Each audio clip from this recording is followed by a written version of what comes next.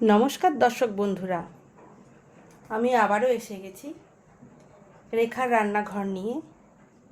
আজকেও আমি একটা নতুন রেসিপি রান্না করে দেখাবো।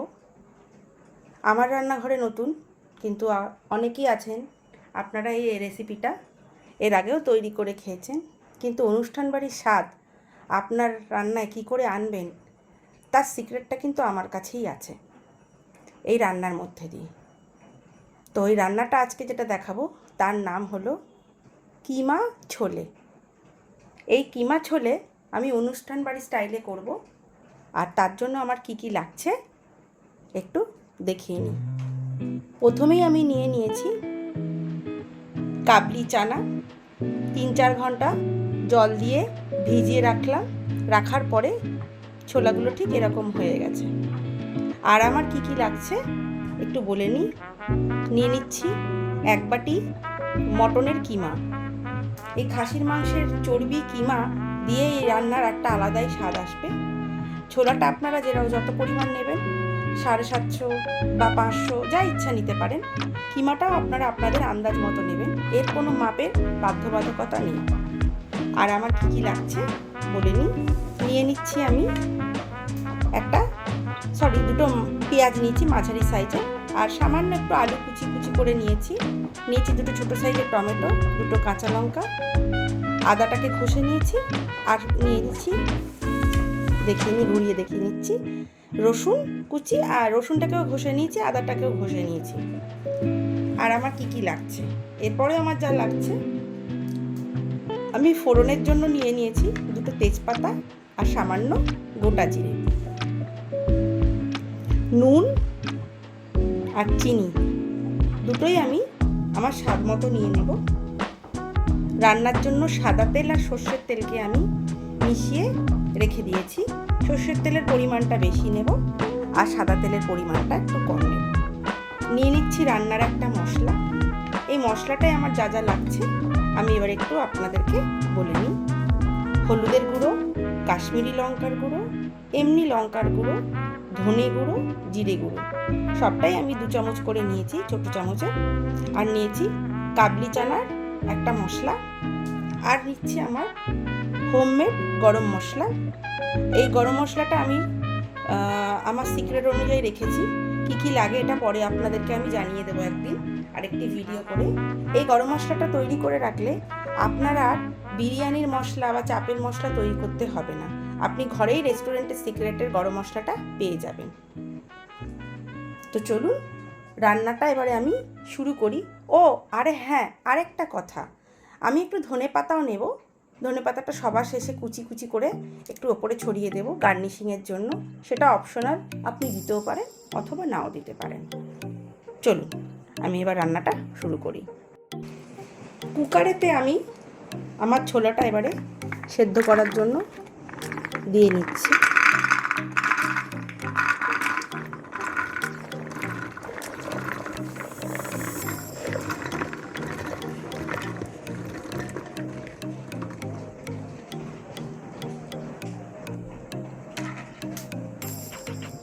দিয়ে নিচ্ছি এবারে কুকারে যে ছোলাটা দিলাম তার থেকে সামান্য একটু বাড়তি জল নিচ্ছি, নিয়ে এটা দিয়ে দিলাম। দিয়ে এর সঙ্গে আমি যে আলুটা আছে, আলুর টুকরোটাও এর মধ্যে দিয়ে নিচ্ছি।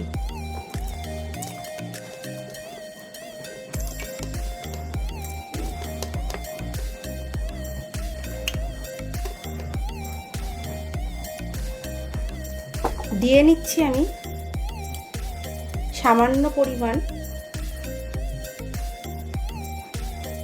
নুন।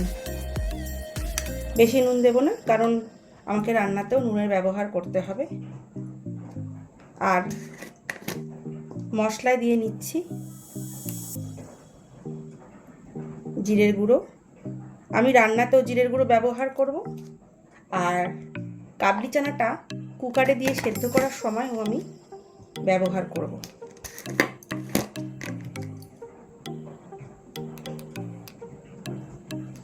আর দিয়ে নিচ্ছি হলুদ,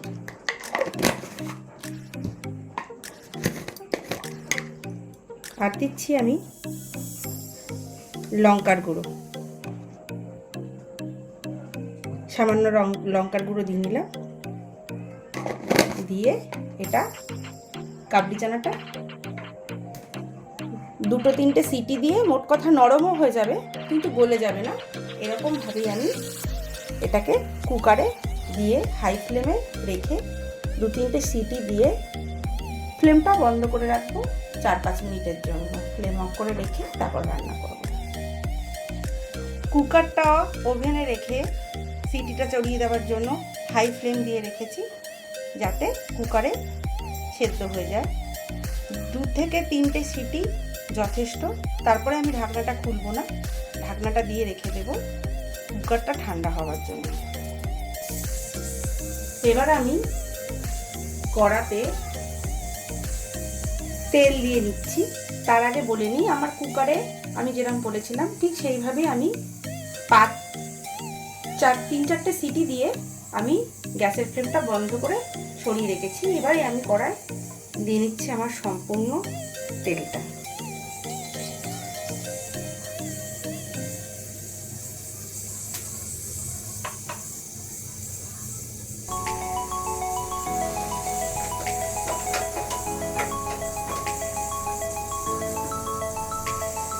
গ্যাসের ফ্লেমটা আমি একটু হাই করে নিলাম, নিয়ে অপেক্ষা করব যাতে আমার তেলটা মোটামুটি গরম হয়ে যায়।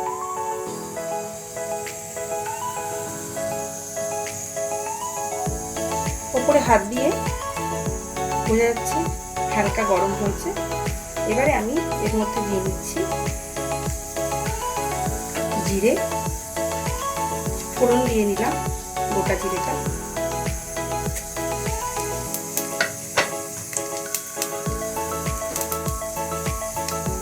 আর দিয়ে নিচ্ছি তেজপাতা।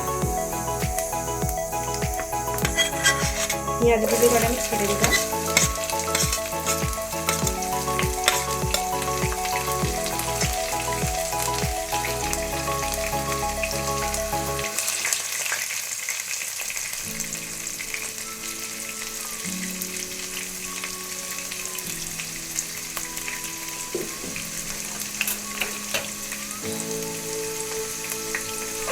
হালকা নাড়াচাড়া করে নিচ্ছি।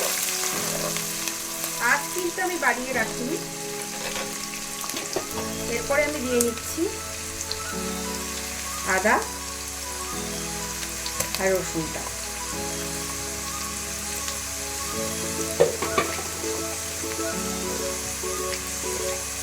আবারও সামান্য নাড়াচাড়া করে নেব। নিয়ে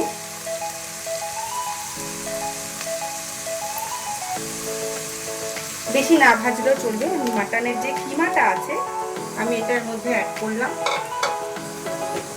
টমেটোটাও আমি এবার দিয়ে দিচ্ছি এর মধ্যে।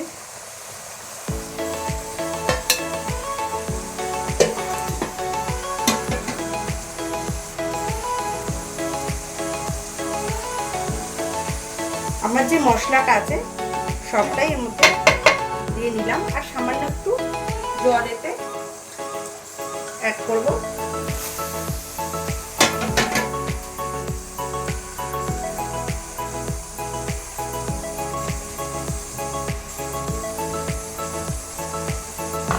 আর আমি অ্যাড করে নিচ্ছি নুন পরিমাণ মতো, আর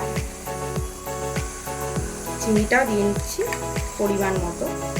পরে প্রয়োজনে আপনারা চিনিও দিয়ে নিলাম। পরে প্রয়োজনে আপনারা কতটা চিনি লাগবে সেটা একবার একটু দেখে নেবেন। নিয়ে আমি হালকা করে কিমাটার সঙ্গে নেড়ে মাখা করছি, করে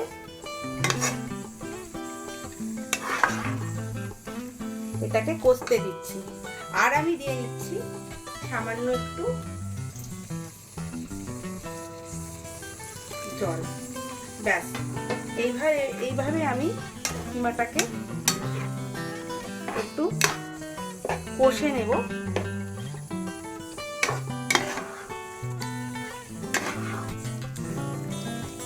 এভাবে কষে নিয়ে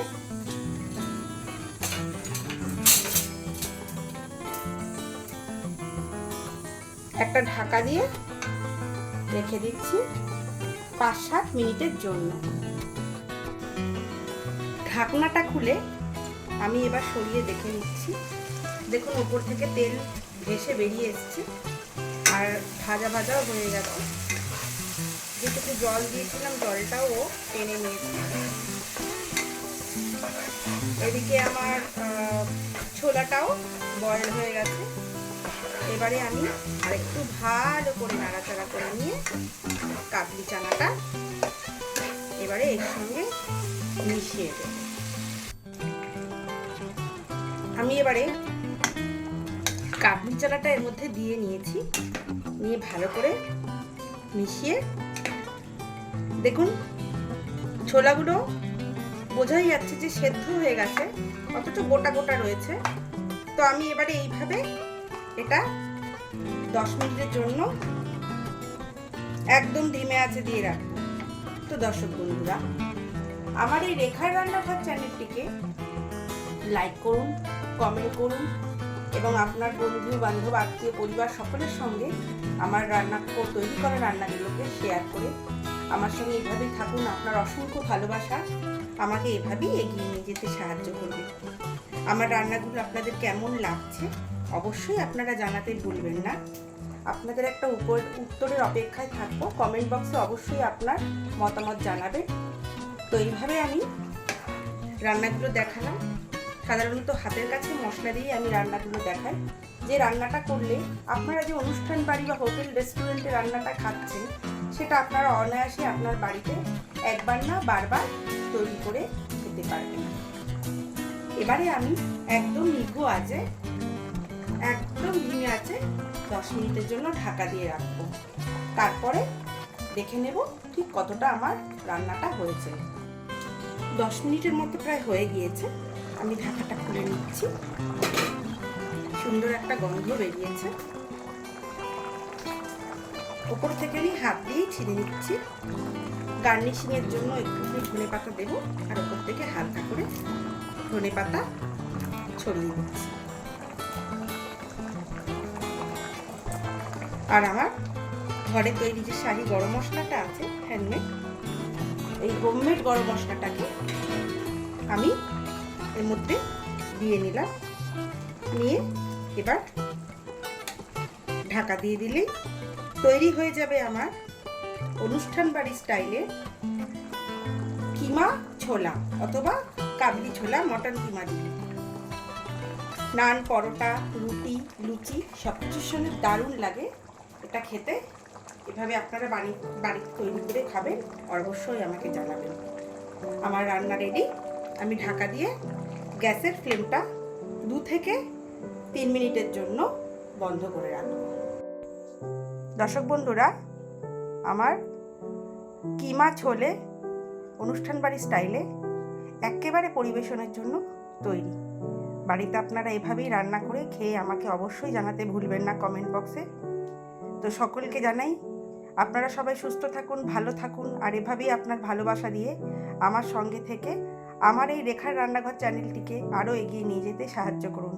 সাবস্ক্রাইব করতে তো অবশ্যই ভুলবেন না। একটা লাইক এবং আপনার ভালোবাসা আমাকে আরও এগিয়ে নিয়ে যাবে। সকল আমার দর্শক বন্ধুদেরকে রেখার রান্নাঘরের তরফ থেকে জানাই অসংখ্য ধন্যবাদ ও ভালোবাসা। Thank you.